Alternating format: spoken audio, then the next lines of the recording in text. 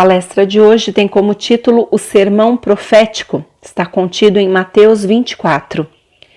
No livro Os Quatro Sermões de Jesus, Paulo Alves Godoy afirma que Jesus demonstra de forma velada toda a amargura pela incompreensão dos homens frente à mensagem que trouxe. Ele fala de acontecimentos dos séculos seguintes, porque os homens não conseguiram a reforma moral e espiritual com base no amor a Deus e ao próximo. Não ficará pedra sobre pedra. Ocorreu em 69 d.C., quando os romanos invadiram Jerusalém para conter a rebelião e destruíram o templo. Cautela contra falsos cristos e profetas, que ensinam doutrinas de homens, deixando para segundo plano a doutrina de Jesus. Eles disseminam fanatismo, discórdia, superstição e erro. Início das grandes dores e tribulações, guerras, pestes, fome, maremoto, terremoto, grandes catástrofes, porque ignoramos os preceitos evangélicos. Discípulos passariam por duras fases e seriam odiados por muitos por causa do seu nome. A fé de muitos se resfriaria. Ele recomendou alimentar a fé robusta, porque os que perseverassem seriam recompensados como verdadeiros ceareiros. Grande aflição seria abreviada por amor aos escolhidos. E sobre a separação dos cabritos e ovelhas, Paulo Alves Godoy diz que ninguém vai para o fogo eterno, porque não existem penas eternas, nem será atormentado pelo diabo, porque ele não existe. Deus não cria espíritos destinados para o mal. Todos são criados simples e ignorantes, têm o mesmo caminho a percorrer. No Evangelho dos Humildes, Eliseu Rigonati nos informa que no Monte das Oliveiras, Jesus predizia aos discípulos grandes transformações do planeta. Os mundos são divididos em 5 classes: primitivos, de provas e expiações, de regeneração, os mundos felizes e divinos. Os mundos também progridem. Para passar de uma classe para outra, é necessário que se destrua tudo o que não for compatível com o grau de progresso que alcançará. Os indivíduos que não se enquadram na nova ordem desencarnam e deixam o planeta. Eles encarnam em outros mundos de acordo com o desenvolvimento espiritual que possuem. Lá, eles começam seu aperfeiçoamento. Jesus descreve os principais pontos para reconhecer que é chegado o tempo de prestação de contas.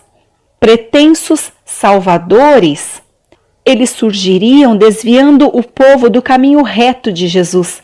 São os falsos cristos no campo religioso e científico. Guerras, elas não seriam necessárias porque a evolução se instala sem abalos e ruínas, mas os homens não obedecem às leis do progresso e produzem atritos com seu orgulho, por isso o caráter penoso das transições. Sem fé viva e vontade de viver o Evangelho, não se resiste às tentações e perseguições. Eles abandonam o caminho. A vida do verdadeiro cristão é luta incessante contra as próprias imperfeições, lembrando que cada um será julgado por suas obras. Em determinado momento, haveria então liberdade e facilidade para praticar o bem e o mal. Muitos perceberão que o mal aumentou na terra e perderão a fé e renegarão o Evangelho. Mas aqueles que persistirem na fé em Jesus serão salvos, ou seja, terão o direito de viver na terra regenerada e feliz. O Evangelho seria pregado a todos e ninguém alegaria ignorância. Deus faria sua justiça. Nós temos que abandonar a preocupação excessiva na matéria, pensar num viver mais simples e espiritualizado, orar e vigiar para que estejamos preparados para passar por duras provas cristãmente. Todos buscarão a salvação. Os espíritos evangelizados sabem que só encontrarão a salvação no Evangelho.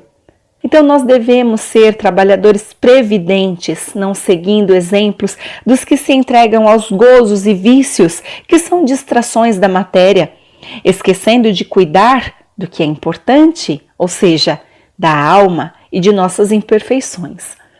Como complemento do sermão profético, Jesus nos traz 3 parábolas: a parábola dos 2 servos, a parábola das 10 virgens e a parábola dos talentos. A parábola dos 2 servos nos informa que o servo fiel a Deus trata do seu progresso espiritual sem esquecer de ajudar a todos na medida de suas posses e adiantamento. Servos que cuidam do patrimônio de Deus, alma, corpo, família, das quais são responsáveis. Por isso nós informamos que oportunidade de servir não falta. Mesmo aquele que sofre dá exemplos de fé, resignação e esperança. A parábola das 10 virgens nos explica que cada um deve adquirir virtudes evangélicas que são intransferíveis. Já a parábola dos talentos nos diz que todos nós temos tarefas a cumprir em benefício próprio ou dos semelhantes, tarefas que são amplas ou relacionadas ao seio familiar, mas todos têm responsabilidades definidas. E traz também uma frase importante: ao que tem se multiplicará, ou seja, receberá todo o auxílio para aumentar as virtudes que tem. Sobre a separação dos cabritos e ovelhas, Eliseu Rigonati nos informa que quando o Evangelho for conhecido e todos estiverem esclarecidos, iniciará o trabalho de purificação para mudar a categoria do planeta. As ovelhas são os espíritos evangelizados, livres do egoísmo, orgulho, vícios e práticas do mal. Os cabritos são espíritos que não desejam os preceitos evangélicos, se comprazem no mal e na ignorância. A separação é feita diariamente. Logo que o espírito desencarna, é levado para regiões espirituais, as quais se afiniza pela forma como viveu. A separação marca uma nova era.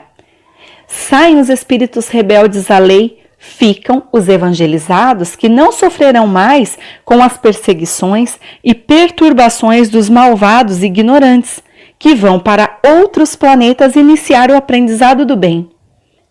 Em Mateus 25, nós também podemos observar que Jesus nos informa sobre a caridade e enumera os deveres morais e materiais que devemos cumprir uns com os outros, principalmente aqueles que são mais favorecidos e devem cumprir a lei de fraternidade.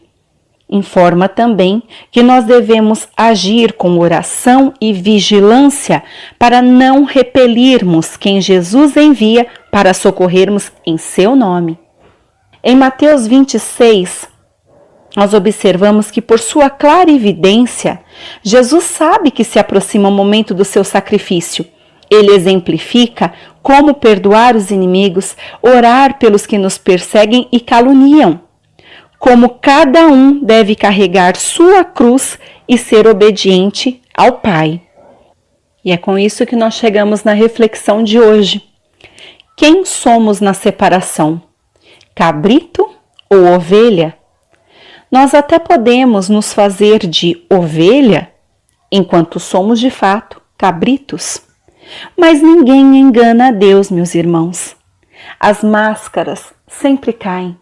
E no íntimo, somos, sim, filhos de Deus.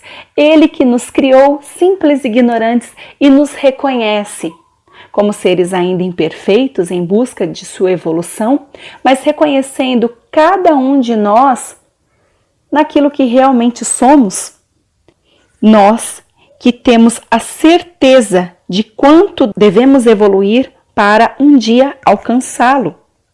tudo o que foi trazido por Jesus neste sermão já está ocorrendo.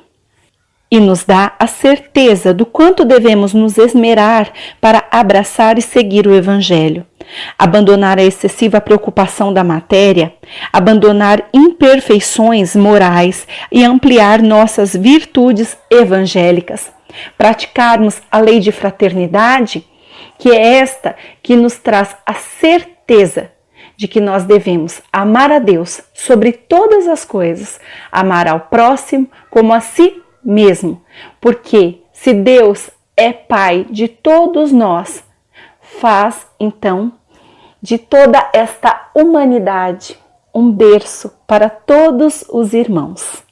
Nós agradecemos a oportunidade, agradecemos a Deus Pai, Jesus Mestre, e também ao nosso amigo Erasmo, que é quem me conduz nos trabalhos edificantes.